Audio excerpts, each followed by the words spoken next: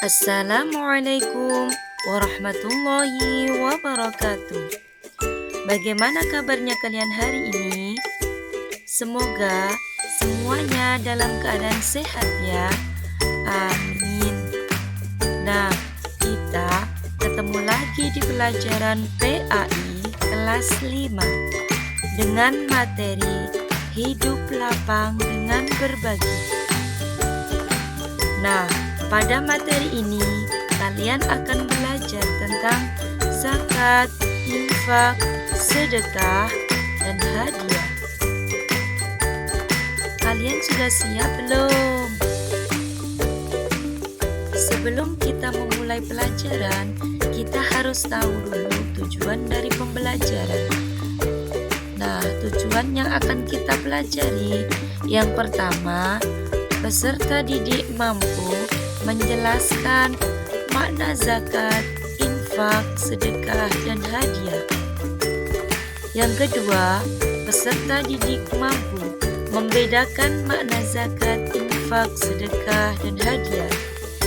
Yang ketiga, peserta didik mampu mempraktikkan makna zakat, infak, sedekah, dan hadiah. Kalian lihat, di sini ada dua gambar. Gambar yang pertama menunjukkan orang yang kesusahan tidak bisa makan. Nah, bagaimana nih perasaan kalian jika melihat orang seperti itu? Sedangkan gambar yang kedua menunjukkan tentang orang yang sedang berbagi. Nah, teman-teman, berbagi itu ada macam-macam bentuknya. Di sini akan kita kelompokkan menjadi 4. Yang pertama, zakat. Yang kedua, infak.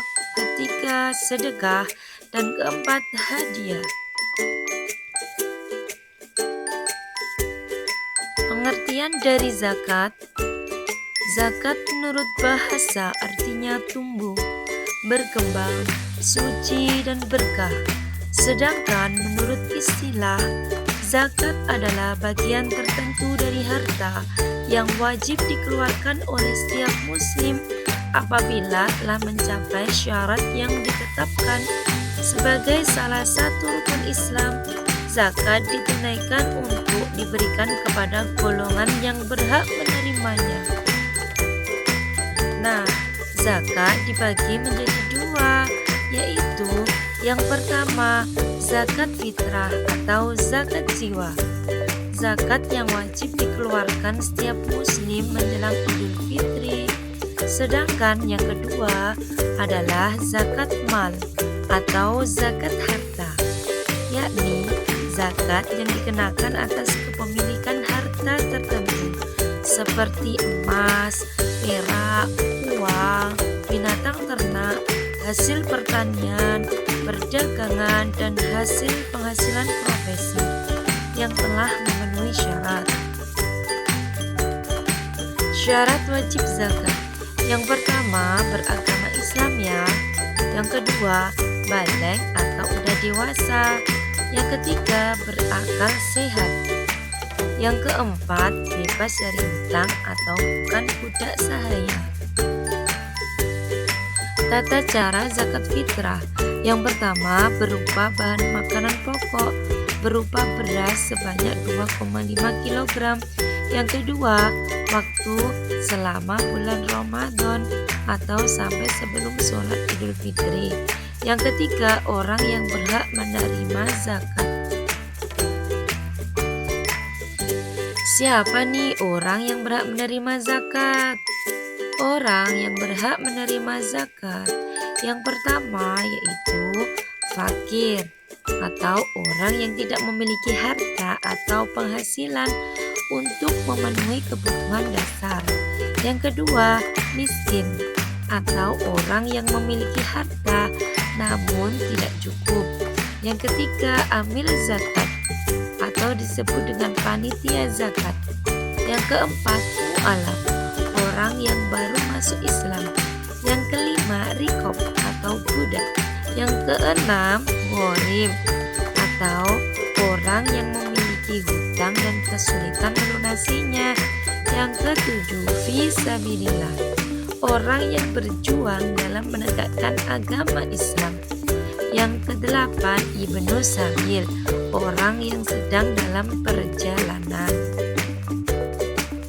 Nah, anak-anak, sedangkan pengertian infak adalah sebagian harta seorang muslim yang dikeluarkan atau dari badan usaha untuk kepentingan dan kemaslahatan umum.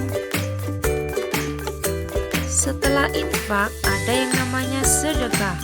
Pengertian sedekah yaitu penyerahan suatu benda, harta atau non-harta yang disebut amal perbuatan baik dari seseorang muslim tanpa dibatasi waktu dan jumlah tertentu untuk kebaikan dan semata mengharap ridha Allah.